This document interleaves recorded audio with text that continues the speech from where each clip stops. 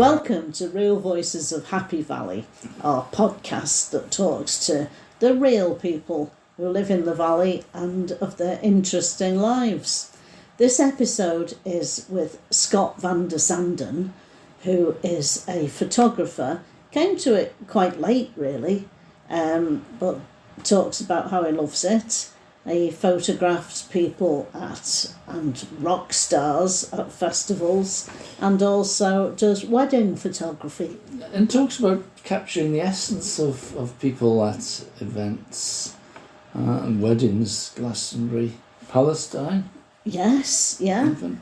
He's done a lot of stuff, and he's also involved with the community in Todmorden, with the Unitarian Church, and cooking their Christmas dinners. Yes, yeah. What a good lad. Multi-talented. And mountain rescue. Yes. And as he explains, he took his surname, which is Dutch, from his wife.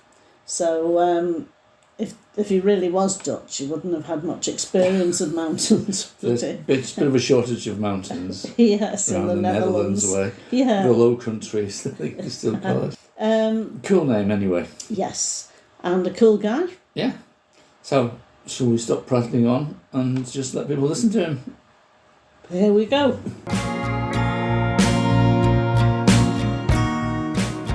So we're sitting here at home with Scott van der Zanden, photographer, wedding photographer, event photographer, and various other things.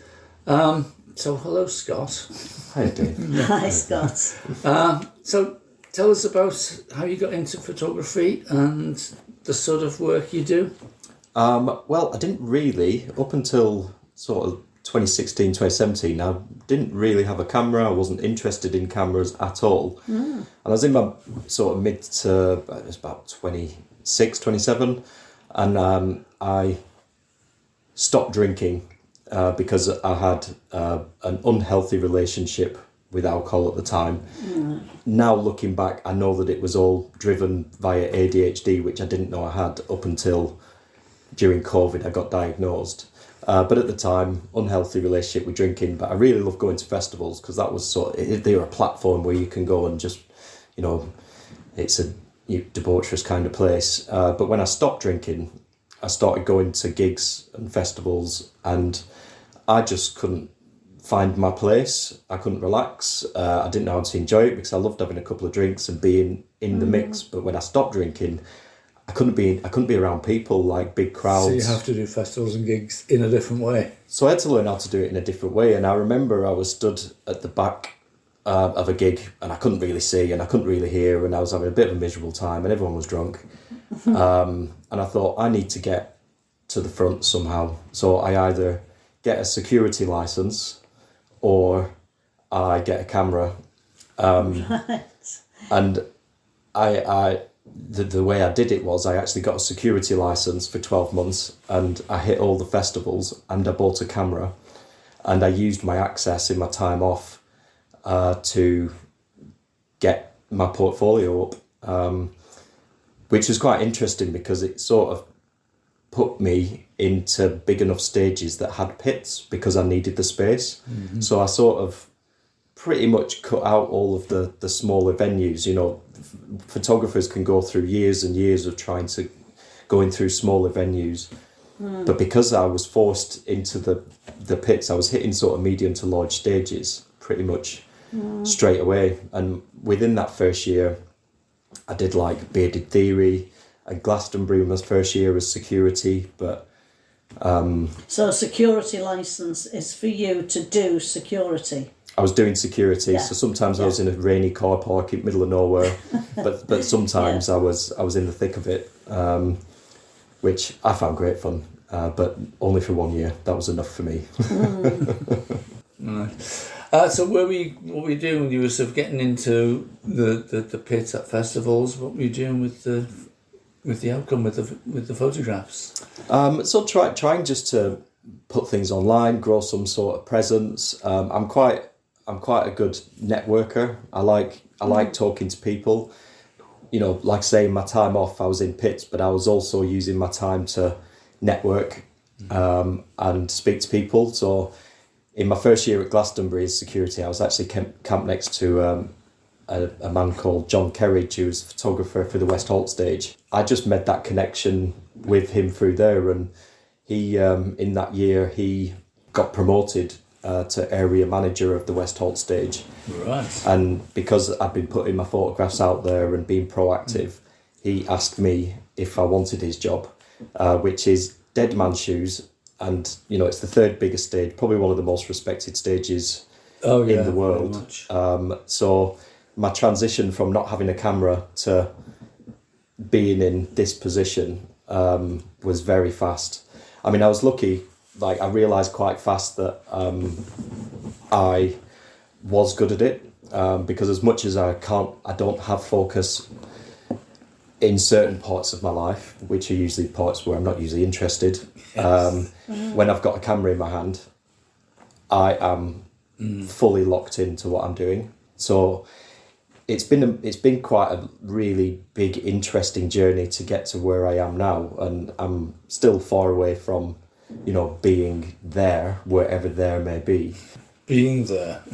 Is there an ambition as to where there might be? Well, I'll be honest with you, Dave. Like, so I spent, like, so from the Glastonbury stuff, that opened up a lot of doors. Using that name to get into other venues.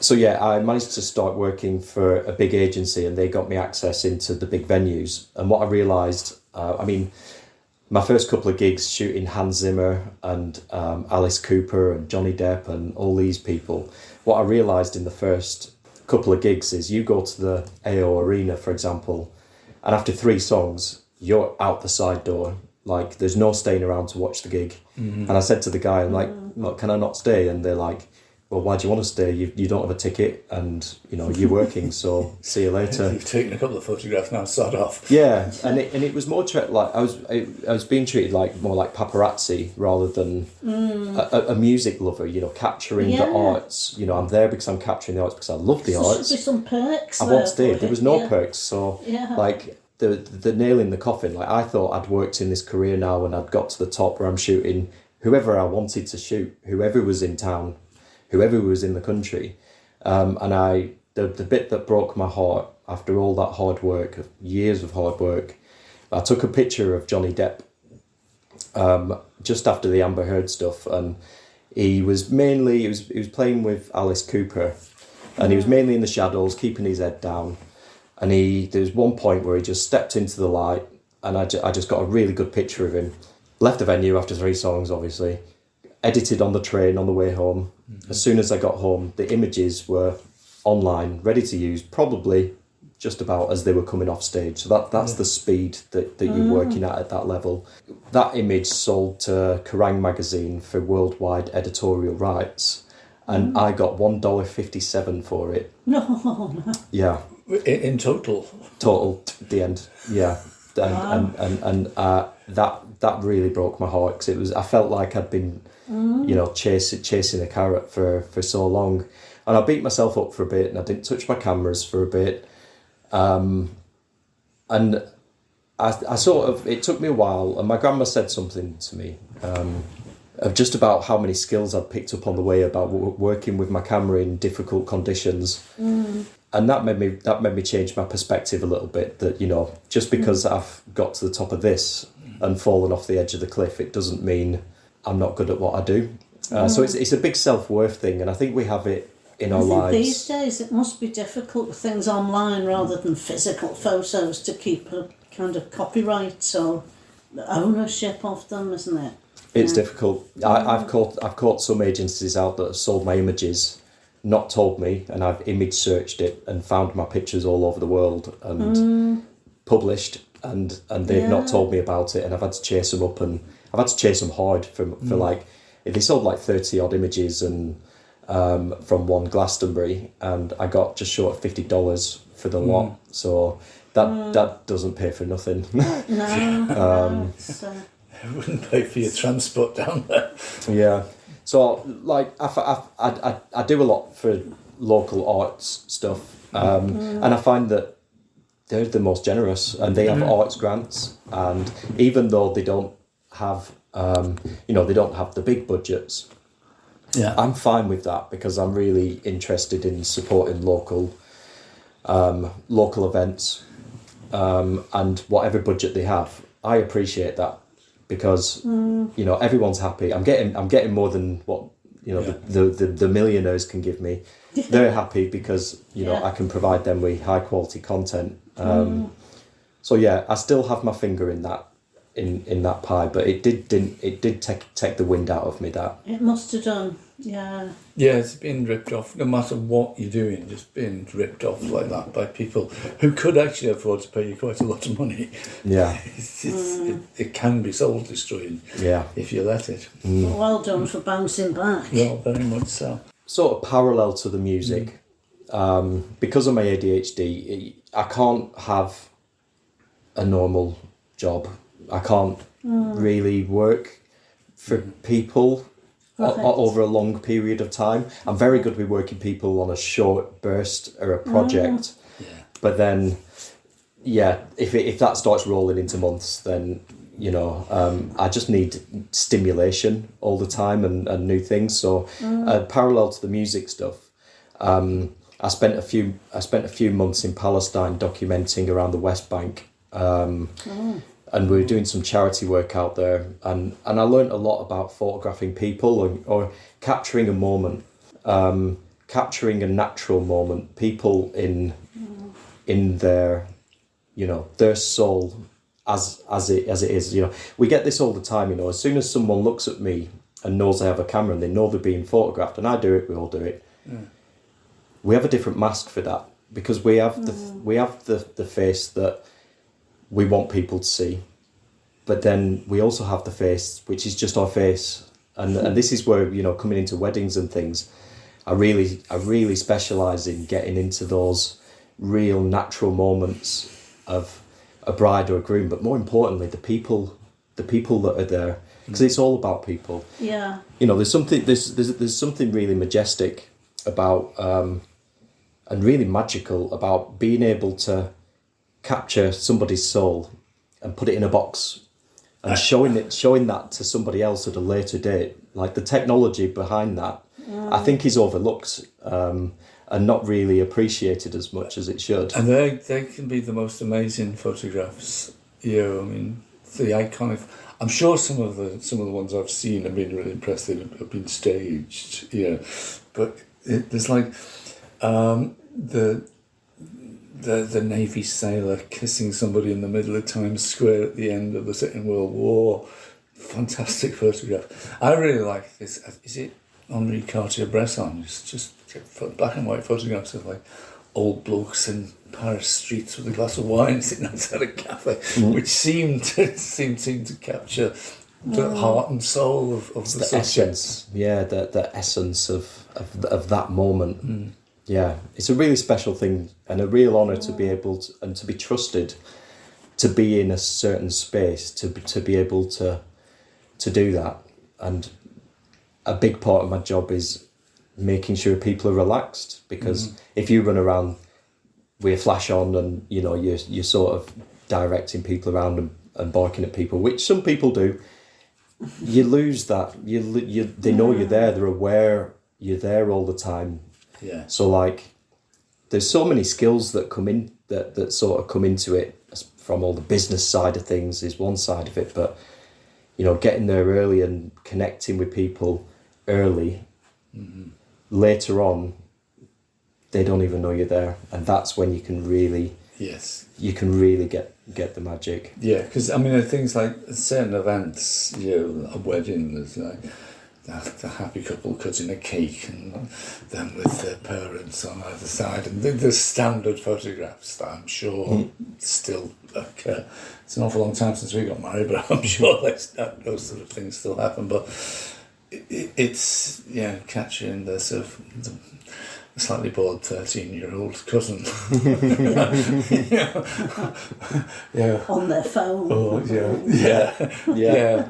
And that's how it is, the 97-year-old auntie. And it's fun to get those. It is fun to get those. Isn't it? Yeah, the baby screaming. And they'll keep that photograph and they'll show that photograph to someone in 20 years' time when they're getting married. Show it to the baby's children. Yeah. And I think this is the thing with photography. A photograph grows in value over time, especially when grandma dies, granddad dies. If you've got that moment at the wedding of grandma doing a reading or, granddad having a little cry. Yeah. These are the photographs that will last. And yeah, it's like when my mum had her 90th birthday, it was during lockdown, so she'd planned on a big party. It's very sociable, my mum, and obviously people couldn't come.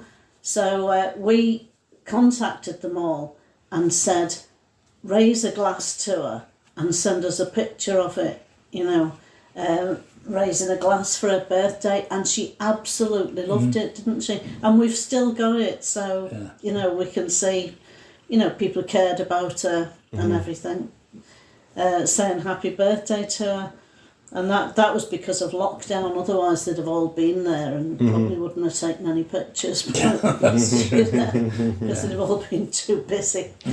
But yeah, it's just that power of photographs, isn't it? And they sent them on their phone, on our phone. So you made a video of it, didn't you? Yeah. Just still photographs. And then put them in an album so she could look at it whenever she wanted. And she died less than a year after that. So it's nice to have that as her sort of tribute, isn't it? Yeah.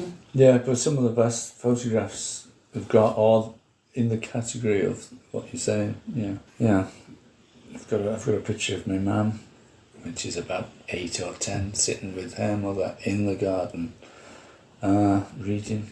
It's like not looking at the camera or anything. And it's one of the most precious things I own. yeah, because these are memories, aren't they? That's and what she was like. it's a flash of the past, which we can give to somebody, and there's so much to tell there, and it is valuable. Yeah. It's important, especially the older ones, because they do go missing, and there weren't as many cameras around. So I love an old photograph. Yeah. I mean, I've got another great photograph of my mum when she was 21, I think, in a studio, looking like Judy Garland.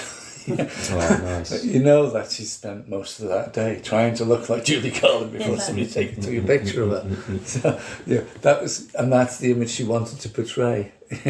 Yeah. But it's not necessarily typical of what she looked like. Yeah. Things have changed. Quite staggering. Like I think speed is everything now, and sort of I can take a photograph of you now. Yeah. I can send it from my camera to my phone within 30 seconds. I've got Lightroom on my phone, so I can do a reasonably good quick edit, and I can send it via WhatsApp to you, and that picture could be in your phone in less than 2 minutes. Before we finished our cup of coffee. Oh, easy. But you know what, like, then this is another one that, like, the speed's really interesting because that's transferred now over to the weddings. Like, couples don't want to wait months. They don't want to wait months for photographs. Like, everybody wants everything now. That's the society we live in. People don't want to wait. Couples don't want to wait. So now I'm able to offer, like, I give them 5 pictures on the day that they can share, because there's nothing worse for a couple of somebody taking a pretty bad picture and putting it on Facebook, and then it's the first picture people see of their wedding, which is a bit of a no-no, but people don't quite grasp that. So I make sure that they have that control and that power to be able to share their image first, and whether they do or not, that's irrelevant. It's about having that. Yeah. But yeah, I go back to my desk, and because it's now my full-time job, I give them all of the pictures within 14 days, usually within a week, because I sit at my desk and I just get it done because they want it, and that's my job. So speed is everything. But speaking to some of Glastonbury photographers back in the day, they'd be like, they said they remember having an assistant carry a bin bag around, and they'd just be click, click, click, bam, bam, bam, and they'd go on with like 300 rolls. It's like the cost of that. Yes. Yeah. Like my business doesn't cost me anything to run. I've got the gear. I mean, the gear's expensive, but Yeah. it's now just my time. And my But time yeah, is you're right. quick. Just the cost of all those physical rolls of film. And then you don't know if you've got it. Like I know straight away. I can sleep at night knowing that I've got everything safe. It's not lost in the post. I know I've hit my shots. Yeah. I can relax. Yeah. And that there's a lot of value in that. Oh yes, the whole job satisfaction and thinking, I've done a good job there. Yeah, I'd be a nervous wreck if I had to wait, I think, to see if I'd done my job. Yeah. I need to know. I mean, the technology now for you can massively alter images. It's really handy sometimes removing something Yeah. because it does change the image. It's really handy to have that tech, but What are your feelings when people say, we're going to get married, we're just going to get everyone to take pictures and send them to us? they're completely entitled to that. Yeah. Wedding photography isn't cheap, but then nothing is with weddings now. No, I mean, God, no. because I charge for my time, I think I try to offer the best value possible, whilst also it's very difficult pricing. And I write a lot of blogs on my website trying to just like explain, give couples an insight into what actually goes into it. Because you can look at a price and go, bit expensive, because they just see the front end, me running around sort of like having a bit of fun, but they don't see everything else and all the costs that go into it. And to get that quality, there's a cost to all that. Some couples aren't interested in the photographs. It's my job to kind of encourage them with my work to go, actually, it's the only thing that's going to last from your wedding. The cake will be gone, the flowers will be dead. The memories may be vague, because they were vague from my wedding, because it was just like, it's full on, you know. Yeah. That's why I record ceremonies for people as well, and I really recommend it because it's so overwhelming. So if they want to do that, I don't recommend it. I recommend for the price, it's worth getting a good photographer in, whoever it is, because that is really the only thing that will last for as long as you look after it. Yeah. Well, do you remember my dad's 80th birthday in Canada? And he had his 5 children and their partners, grandchildren, great-grandchildren. There was a lot of people there. And, luckily it had a massive garden and it was a lovely day. And he said, I've paid for a photographer to come. And we were all like, why? Everybody's got phones. Everyone can take pictures these days. And he said, so that you can enjoy the day. And he was right. And there were some lovely pictures, that just guests with cameras wouldn't have taken, so it made a difference, didn't it? Because phones can take a great photograph, but can everybody capture a good photograph? Can they get in that spot without being distracting and without, like, if everyone was running around trying to get a picture of grandma crying, it'd be carnage. She'd be crying all day long. She'd be definitely crying all day long. But this was lovely, Just a couple of things before we finish. Because you're not just a photographer. I saw that you've been involved with mountain rescue. Yeah, it was the first thing I did when I joined here, because when I moved here. Where did you move from? Well, technically I was in Bristol for a long time. All right. Although, funnily enough, I did a DNA test and just to see if, just out of interest really, and my DNA ancestral roots are right here in Todmorden, amazingly. Oh, wow. That's great. So me and my wife ended up coming up through lockdown to sort of be closer to my grandma, who lives in Blackburn, where I grew up, but I didn't necessarily want to live there. We ended up, like, as soon as we moved up in January 2019, lockdown happened quite quickly. Yeah. And at the time, me and my wife, we had a funeral business, a logistical funeral business. I mean, you met my wife at Natural Endings. We talked to her. Yeah. So throughout lockdown, we lived in Leyland, which was very flat and very not Todd. And we were 24/7 just out collecting deceased for the coroner mostly. And then we came to Todmorden to go to Natural Endings to consult on building a mortuary. And Rosie took us on a walk around the hills, and we went to the Golden Lion, and I made more friends in half an hour in the Golden Lion than I did in 2 years in Leyland.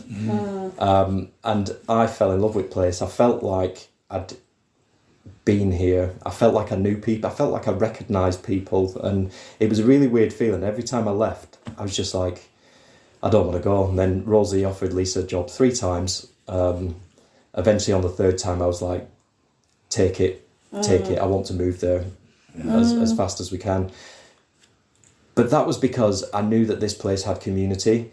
Yes. And that is so important to me. And I think community, with everything that's going on in the world, I think community is the thing that will get us through.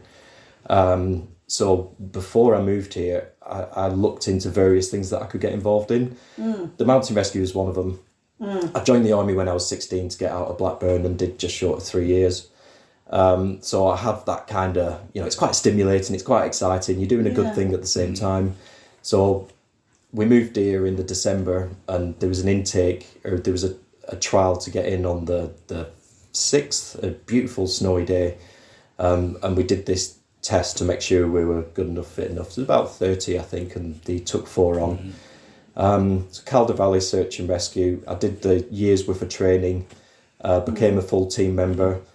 And then sadly just got too busy, and I wasn't able to commit to the level that they needed. So I have a very good relationship, and I've had to just step back for a bit. A week after we moved here about a week before Christmas, and I found the Unitarian Church was doing the Christmas meal. All right. Yeah. So I went up there and I met Joe.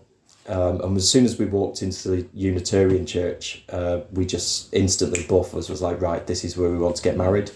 And I, because of all these jobs that I've had over the years, hustling, I had a pop-up restaurant in Bristol. So when I told that to Jo, she said, "Oh, cool, you could be our head chef." And the old me was kind of like, no, somebody else can do that. But the new me getting here and like just wanting to get stuck in was just, right, let's do this. Yeah. So I think that year we ended up feeding, I think it was close to 300.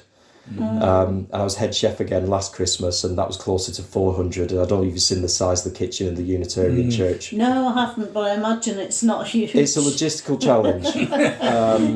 But Todd being Todd, so many people turned up, and I found out in that first couple of weeks just the power of community in this place. The amount of people that turned up, that was running around taking turkeys home and bringing them back Christmas morning, the amount of people that were on hand to help. And I've never let that go. Like, for me, community and preserving what we have here is of the utmost importance, and we all must get stuck in whatever way we can. Because it's important. Philosophy, yeah.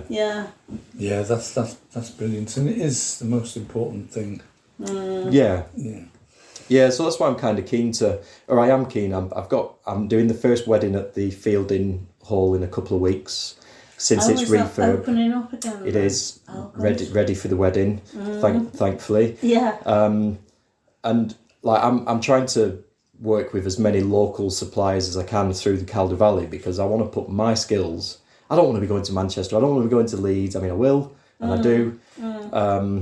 But if I can be growing local suppliers around here and showcasing what we have here, which is spectacular. We just got high quality everywhere. It's absolutely gorgeous. Yeah. I'm happy working around it. That's a common theme. We've done 70 odd of these chats now. They're always, like you just said there, they're always doing more than you know. There's always something else going on in their lives. ADHD is incredibly common among the people who are benefiting the community as well. Right. Yeah. So whenever anyone, you or anyone else says, "Oh, I've got ADHD," it's like never surprised. Yeah.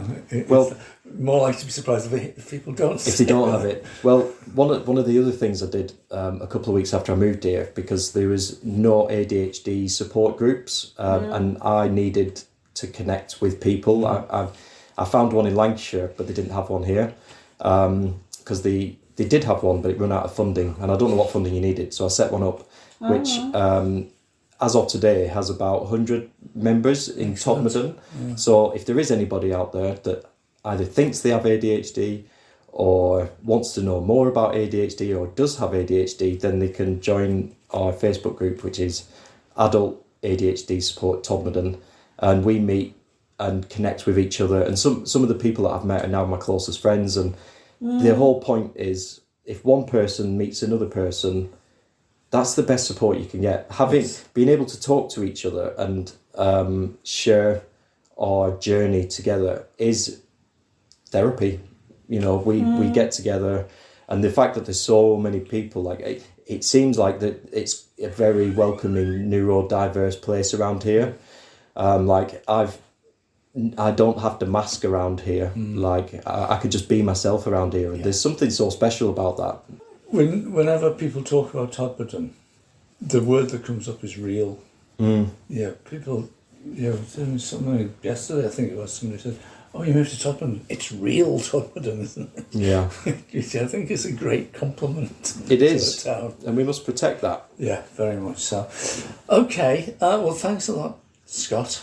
That's been really tell interesting. Us how people can get in touch with you if they want you to photograph their festival or their wedding or... my website is my sort of centre point, which is www.scottvanderzanden.com. I should be easy enough to find, hopefully. Vanderzanden. As it sounds then. Van, V-A-N space D-E-R space Zanden, Z-A-N-D-E-N. Yeah. Okay, thanks a lot. Pleasure. Thanks for having me. Okay. It's been fun. Yeah.